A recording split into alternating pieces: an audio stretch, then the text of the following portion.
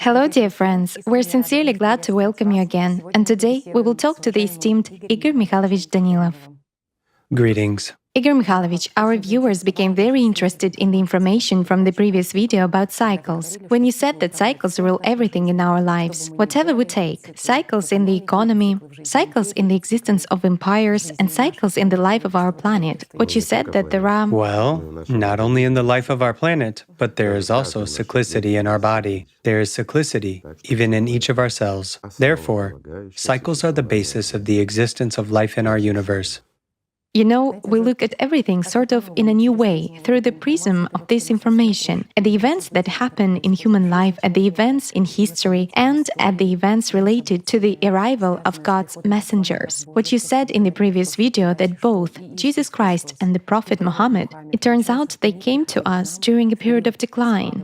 And you know, Igor Mikhailovich, it is very important what they said, that they brought knowledge about how we can save our lives in the spiritual aspect, about what is going to happen now, about the coming events, about what we will now have to face, and how to go through this cycle. They talked about how important it is for us to become one united civilization, about the importance of respecting each other, as well as about the importance of working on ourselves and studying our own consciousness. And here is a curious question. How can this knowledge about the work of our consciousness and the work on ourselves be useful for us, human beings, in this period, in the period when we are transitioning from one cycle to another? Extremely useful. And if we look at what the prophets actually brought, let's take what concerns every human being, spiritual salvation, and let's set aside all the religious sham, all the superfluous stuff, and let's just leave the mechanics of the process. After all, they described everything very simply and easily, understandably to even, excuse me, stupid people. How a person can gain spiritual salvation. It's extremely important, after all. And why did they do it? Not only was there a spiritual decline back then, again, there was a dominance of religion, which implies a lot of delusions and everything else, whereas religion is always aimed at manipulation. That is natural, just like politics. Basically, it is politics, but only in the aspect of the spiritual salvation of a human, so to say. And of course, the interests of private groups prevail, while a human is a human, and his task and the whole purpose of his existence here is to gain spiritual salvation. Both Jesus Christ and the Prophet Muhammad came and spoke about a simple path, and that it is actually much simpler than what we are told now in different religions, that in reality, the path to God is through love, and it depends on each person, that no one can gain spiritual salvation for you. And in reality, whoever prays for you, whoever does anything for you, this is just a shifting of responsibility. Just look, we've come to a very important point now. After all, spiritual leaders, our prophets, told us what exactly we should do, and that no one but us can do it if we want to gain God's love, if we want to be saved spiritually. It's a simple, mechanical way. I would say, not a philosophical one. These are real steps, in fact, and everything lies solely through love, accumulation of love, and a realistic, absolutely realistic look at spiritual salvation, without any mysticism, without any magic, without any religion, but exactly a simple, ordinary, normal, kind of a mechanical way, you know, which gives real results. The prophets spoke very simply, but where did religions and everything else appear from in our world? And what is the essence of religion? If we simplify everything, friends, if we really look, I'll digress a little bit. I believe it is very important today, in view of climate change, in view of the situation which we are all entering as humanity, in view of the problems in solving the issue of the survival of all humanity. I'll put it carefully. The spiritual salvation of every human being is very important. Why? Because It is the first thing we should be engaged in, each and every one of us. Why? Because the whole purpose of our existence here is to gain life eternal. That's what our prophets told us about. This is really true, and everyone feels it within. Whatever we do in this material world, it is all temporary and finite, at least for us. And it doesn't have any meaning to us as personalities, as people, as human beings. There is no meaning in anything that we would do here if we don't gain spiritual salvation. This is really so. Now look, there is a simple example that I hope many people will understand. We were told about spiritual salvation and that we must accomplish it ourselves. We were told about very simple steps that we must take. We were told that consciousness would resist and what we would encounter on the spiritual path. This is really so. Friends, if you are not lazy and study not only your own religion, which you should know thoroughly, but also other religions available to you, if we take at least Islam and Christianity and throw away everything that people have brought there, and it's a very important point, precisely what people have brought, then you will realize that what Jesus Christ and Prophet Muhammad spoke about is exactly a very simple, clear, and understandable path, where we will face the resistance of our consciousness and our laziness. It is on this path that we will realize that consciousness is not our friend, and it is not us. And God's messengers mentioned that. Isn't that so? However, they said that if we succeed in stepping over this Satan, while Satan is nothing else but something inside us that opposes common sense, God, and everything else, then despite that guard, or demon, or devil, whatever we call it, in other words, that negative part that dominates us, lives instead of us and creates a lot of problems for us. Indeed, our, I would say, animal part dominates us. And precisely this part creates priority tasks for us, which are reduced, pardon me, to banal existence and a desire for something that we don't need at all. For example, you have a house while it wants a bigger one. What for? To make your neighbors envy you. Inside us, it constantly fights other people, us and everyone else, to get vril, meaning the power that gives it authority over other demons. The demon in us is just raging in order to gain more power over us and over other people. There's a constant fight for power. And the entire religion differs from the true path brought by the prophets by one simple point. What is the essence of that point?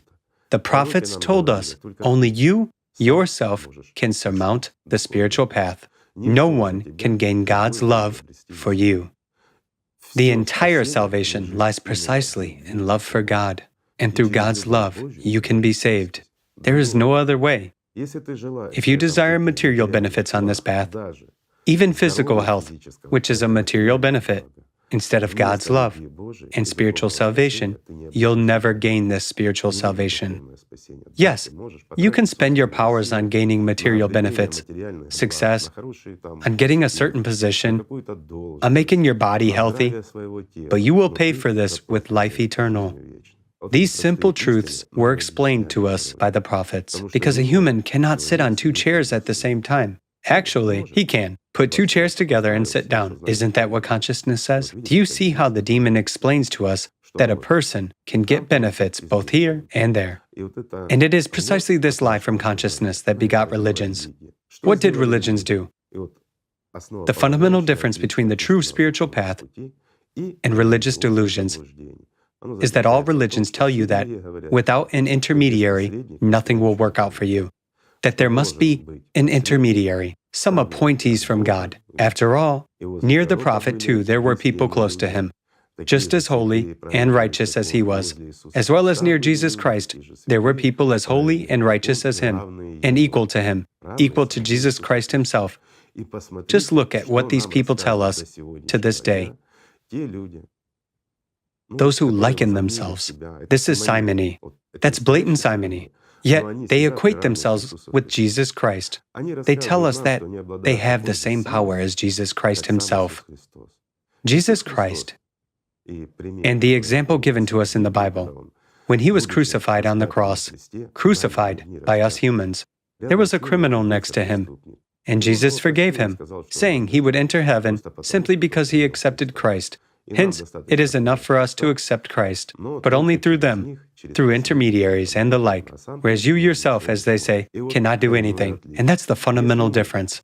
If we believe that we can shift the responsibility for our spiritual salvation onto someone else, whoever it may be, it means that we give away our life and we lose our spiritual salvation. The prophets spoke simply and clearly. That's why it is important to study, exactly to study thoroughly those words, just a very small part of which has been preserved in religions. Priests couldn't remove them, otherwise everything they built, all these castles, would have been destroyed. I don't mean buildings, I mean the religious institutions which they established, trying to explain to us the advantage and importance of religion. Why it is so important for us, and that without them, without intermediaries, we are nothing, because they are as much guides to heaven as Jesus Christ himself. And that's what all religions are based upon.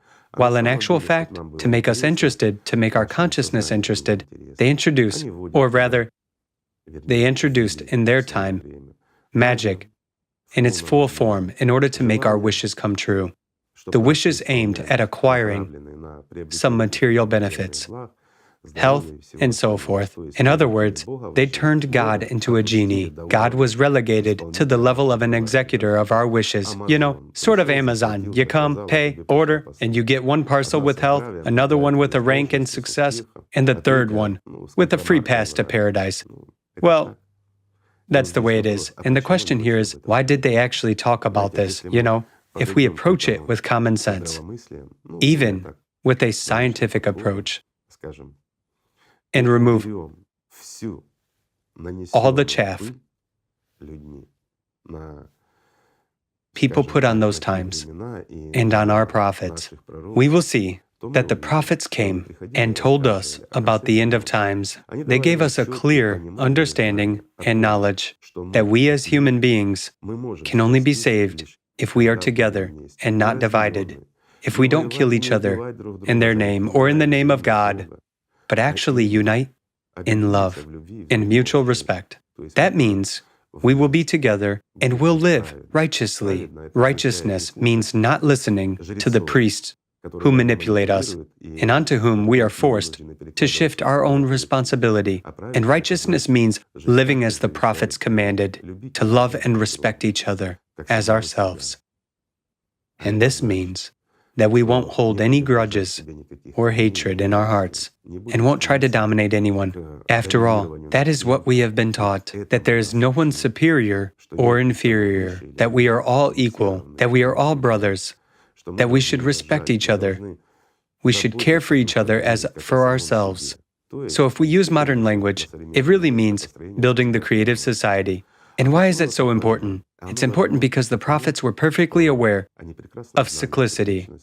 They knew very well what we would face. But I'm pretty sure they didn't know that we were going to kill the ocean. They knew that there would be a cycle and that humanity would be able to go through it without losses, only if it is united, if people care for each other and not for themselves and their own well-being, then everything would be fine. And they were well aware that precisely science and knowledge would play a huge role. And here, it's debatable. Some people will say, how did they know and understand that? And I will answer you, friends. Recall the Prophet Muhammad, how much attention he paid to education, exactly to the development of science. After all, it was very important in his time, and in his time, the processes were launched, thanks to which we know so much today. But what did we encounter later? We directly encountered the fact that because of peculiarities of human thinking, laziness, and many other desires to shift responsibility onto others. We became religious people, but not God's people. Yes, we became religious people. We began to believe priests, and we began to suppress science to the dictation of the priests. So the question here is, why is it that, being people of faith, we fought so hard against science? It is so. In fact, if we look, both Christianity and Islam fought against science and destroyed history. But why? If they, namely the religious people, didn't destroy ancient libraries, didn't arrange military campaigns, and didn't destroy the history of humanity, we would have known much more today than we know now about past civilizations and many other things. We would have been much more advanced as a civilization. We would be united. And this cycle would no longer be a problem for us. That is, those climatic changes that everyone, even a stupid person, now understands that we have nothing to counter what is happening with the climate. And everyone understands that the end is coming. It is not somewhere beyond the horizon. It is much closer. And if the progression continues as it has been this year, meaning 2023, while we have no reason for a slowdown, then the unraveling will be very soon. And we have no countermeasures. We are disunited. So, what do we face in this case? A common human reaction. Even now, this Diary of the Last Human kind of already evokes respect, and it's a little bit alarming. It was clearly said there that authorities would start to curb freedom of speech and ban people from speaking. So now, we are facing the fact that some of our accounts, where we talk about climate, are starting to be blocked. Already with such wording that all false interpretations concerning climate will be removed. In actual fact, only the UN can give an official opinion on climate. There should be a reference to the UN. Only their opinion is official and correct. If they can't do anything, hence, they are trying to suppress those who tell the truth. But why? Simply because what we say confounds the entire humanity. First and foremost, the powers that be. That's really true. Hence, we need to change the way this world is arranged. Hence, we as people need to heed the prophets. And if we proceed from modern logic, who are the prophets? Once there were people. They said something. Yes, they created a religion. They didn't create religions. That's the problem. That's where lies and manipulation is. And lies and manipulation are everywhere. Look how funny we live, right? And what we're coming to now. Remnants of knowledge. This is just sad. We have virtually destroyed the knowledge that was brought by the prophets. We have created institutions of manipulation and power out of it, filled it with magic, and we have led people away from true spiritual salvation. You see the result. In fact, we have killed our own ocean. That's the anthropogenic factor. That's what we've done. And why have we done that? It was beneficial, convenient, and profitable. I mean, it was convenient for us, while someone else was making a good profit on it. That's the answer. In pursuit of easy money, we have destroyed what gave us life, and now we have complicated our own life. Or rather, not complicated it, but we made humanity's survival questionable. It's really true. And the prophets actually foresaw this. That is why they said that every person should strive to develop and save oneself spiritually. That's why they gave simple, very simple steps in spiritual development. Those steps that would bring a human closer to God and allow him to enter heaven instead of staying in hell. What is the point of us dying? Tell me, simply, truly, and honestly, if you face the truth of the present day, billions of people who will be simply destroyed by the climate, and they will be destroyed by the climate only because we are stupid, because of our stupidity, because of our unwillingness to join hands and admit the obvious. We condemn ourselves, our families, and friends to death. After all, several forums have already been held in which the situation that is actually happening with the climate has been proven completely.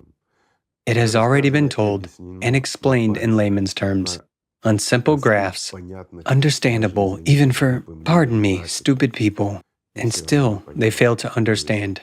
In other words, they do not want to believe, to bother themselves with the problem. Why do we need it? There must be those who should solve it. Well, it's logical. Do you see what we've become? We really live in a zombie apocalypse. We just don't know it yet.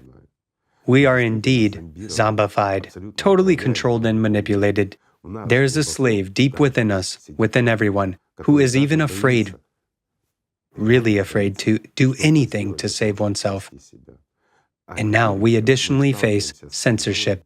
We face the situation that our mouths are starting to be shut. And further on, there will be more tyranny, more repression, more deprivation of elementary freedoms that were declared and at least somehow maintained. Why? So that we don't panic. Because if we as humanity, 8 billion of us panic, we will start holding that very UN accountable. You have been fighting climate change for so many decades. While the climate is only getting worse, you've taken trillions of our taxes and allocated them somewhere, while the climate is only getting worse. When we are cornered as humanity, before we die, we will want to know who is to blame. That's the way we were brought up. And that's what the authorities are afraid of, and what they don't want to happen.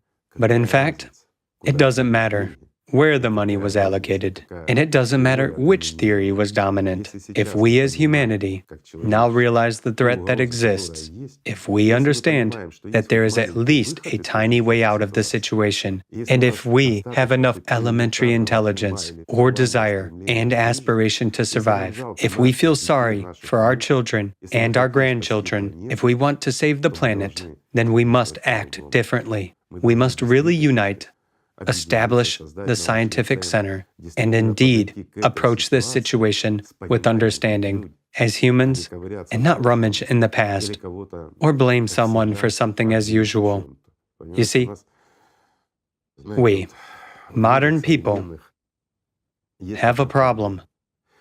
Something happens, then we look for someone to blame, and we feel better. We won't find anyone. Really, we won't find anyone, in fact. What's the difference? What difference does it make? Who brought this situation to the culmination which we are entering? It doesn't matter what happened before. If we don't find the strength in ourselves, if we don't find the remnants of wits and at least a little bit of humaneness in ourselves in these difficult times to really heed the prophets and act like humans, to join hands, to sit down at the same table and solve this problem. If we fail to do this, then we deserve what is coming. In this case, well, let's just say, if the trend is like this, if people don't want to hear, and they shut our mouths so that we don't talk about it, then what's the point in talking about it? Is that what we have? Then what is left for us to do? To rely only on the truth that the prophets brought, that truth which comes from God Himself, about those simple steps that actually, mechanically, and naturally lead a human to heaven, to life eternal. Then, perhaps, we should talk about this and forget about everything else, if we are no longer capable of anything. However, there is still a chance. And it's a pity to miss it. Yes, they don't hear us. Yes, they will resist. This is natural. After all, they are humans. They are just as scared as we are. They don't want to die either, and don't want to believe in what is happening. But do we really believe? Is human consciousness capable of believing that this world is on the verge? It doesn't want to. Do we really want to believe that we are building a house for ourselves in vain? That we are trying to build a career in vain, that we have decided to become bloggers in vain, that soon there will be neither internet nor anything else do we really want to believe in this, that we are saving money for our old age in vain, that there will be no old age, that we will die much earlier and through the fault of, again, through whose fault? Through our own fault, in fact, because we have ceased to be humans, because we have stopped hearing each other, because a momentary attraction of someone's attention is much more important to us than the truth and the verity which the prophets spoke about. Our inhumaneness is exactly the cause of what is happening now. This is what our prophets warned us about. Look to what extent they were true prophets and how much detail they voiced regarding what would happen and is happening now. And don't we have enough wits to hear them? That's strange. A lot of strange things are happening in this world. But what is even stranger is that sensible, intelligent, and educated people do not see what is obvious and do not want to see it. You know, like little kids hiding under a blanket from a fictional monster. Under the blanket, they feel cozy and calm. They no longer care about what is beyond the blanket because they have created their own little world there, in which they are safe. Such is the habit of hiding from problems. But you cannot hide from this problem. It is our common problem, and we need to solve it together. Will humanity find wisdom? Will there emerge responsible people who will understand and hear this? Will there appear smart and sensible people who will see what is happening? After all, in order not to see it, one should be very dumb, I would say extremely stupid, so as not to see the reality that is taking place, and not to understand simple things, that we have no reason and no signs or hopes that something will decrease. I mean, in those very climate graphs, right? Tell me, name at least one factor that would now be able to reduce the excess heat which is coming from the core of our planet and heating the ocean that we have killed. And all the current events that we see, a lot of floods, a lot of various problems, earthquakes, it will all actually just increase. Yes, there are fears in us, in everyone, and we will try to save ourselves by doing stupid things. Why? Because we no longer hope that someone will save us. And who will save us? After all, this year's history has shown itself and has demonstrated that people have no one to pin their hopes on. Because when trouble comes, a person is left alone with his trouble. At the most, he may get help from his neighbor if the latter survived, if he survived. That's the entire problem.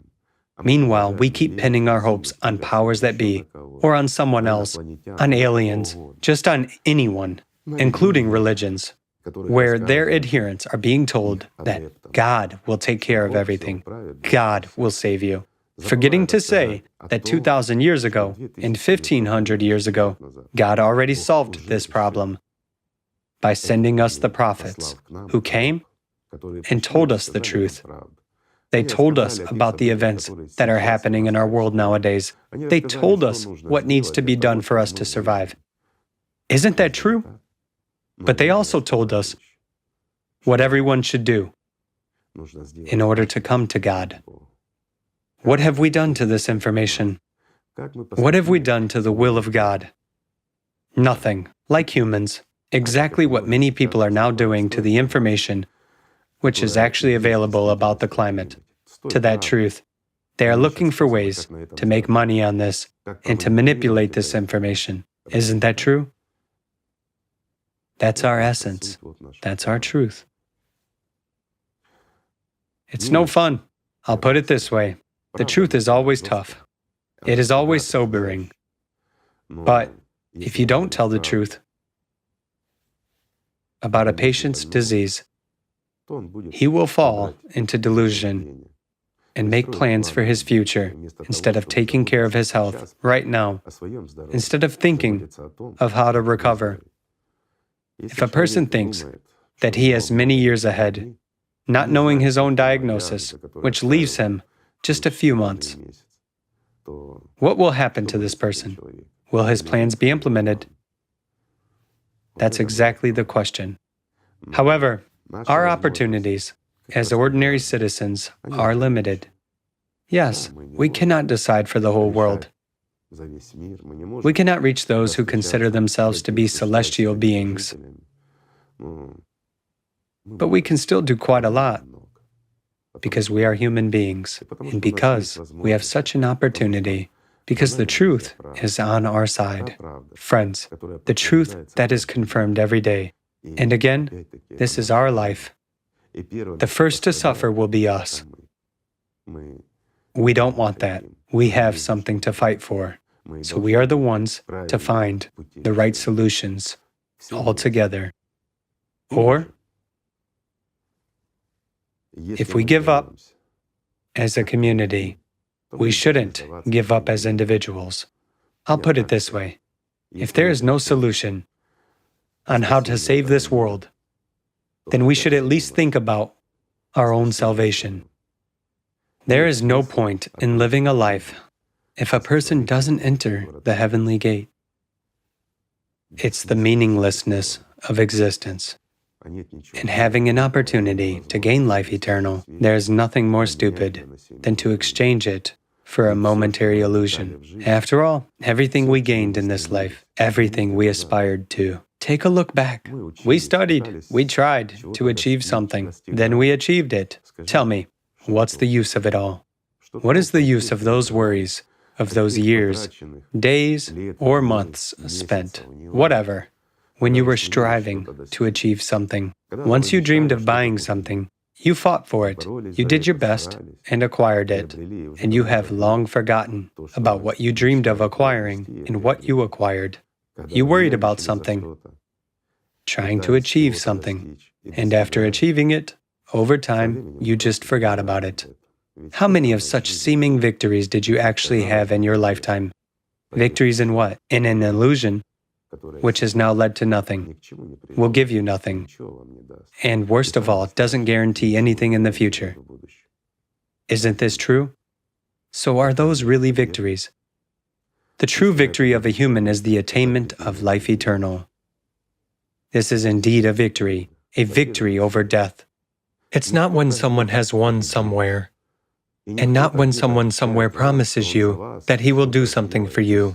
Let this fellow who promises you this try to enter heaven himself, just because he calls himself a follower of one of the prophets. What does this man have to do with the messengers of God? Nothing. It's an illusion, a simony. Relying on him is the same as relying on Shaitan. You should rely on God and his prophets. And for this, again, it is necessary to make an effort in order to remove from the true words of the prophets everything that people added for achieving their own goals in this world, which eventually didn't lead them anywhere. They have also become the same illusion as your past. Isn't that so? I mean, those people who distorted the genuine teachings of the prophets, are they actually in heaven? Of course not. They don't belong in heaven. So what's the use? They gained a momentary illusion, but how many lives have they ruined? The real lives of those who followed them. I'll just put it simply, who actually followed these fellows? Those who are accustomed to shifting responsibility. Those who are too lazy to work on their own. Yes, this is work. You cannot enter heaven just like that. This doesn't mean you have to serve priests, and that's your merit. No, you must learn to love.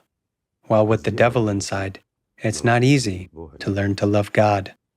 That's the whole point. What you choose is what you will come to. The same is in our life. What we choose as humanity is what we will come to. If we choose life, we will find a way to subdue the climate Cerberus. But if we choose something different, then the Cerberus will be free and it will fulfill its duty. We won't like it, but it will be our choice. It doesn't matter whether we like it or not. If we make such a choice as humanity, hence it will be so. However, there is one point. Knowing the truth and the verity, having at least a little bit of inner understanding of the whole essence and striving for God's love, we cannot just give up the chance that we have, the chance to save humanity. It's the same as if a person himself would give up God's love. This is wrong. Therefore, naturally, we will do everything that depends on us, despite what is happening in this world, despite the resistance, despite the fact that we are being deprived of opportunities, and despite the fact that Shaitan is fighting against us. This is his problem, but our problem is life. And life is worth fighting for. Thank you. Thank you very much. Thank you, friends. Peace and God's love be with you.